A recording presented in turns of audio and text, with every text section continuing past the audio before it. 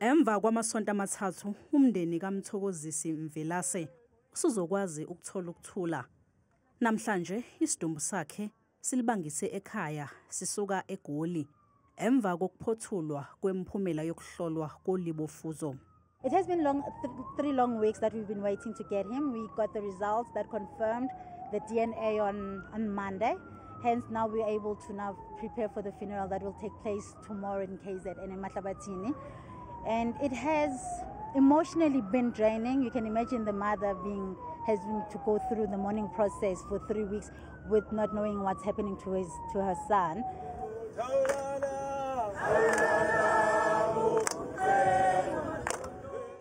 Abashayeli be-e-hailing kanjalo nabamatekisi bahlangane ngaphandle kwenxanxathela yezitolo iMaponya lapho ashonela khona bezomvalelisa ukugcina.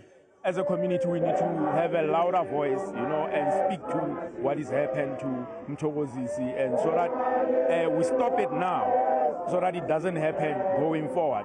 Kubalulekile ukuthi siphelezele umfowethu besisebenza naye la ku Bolt, and we colleague here to si family masinje ngoma sibambene sinjena. Kulomkhuleko omncane kubonakale namatekisi abe namathisele izithombe zikaMthokozisi ukumhlonipha.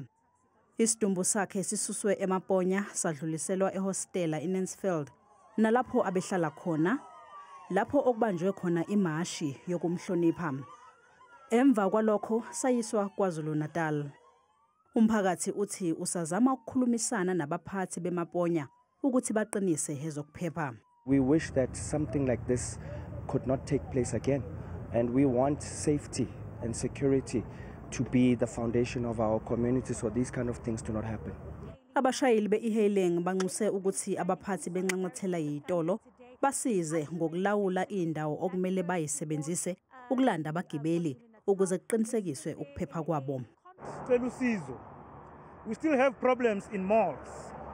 I-management yama-mall sicela usizo kakhulu as ama-Bolt drivers. We're facing difficult situations in comes to pick-up point zabantu emele sibathathe khona.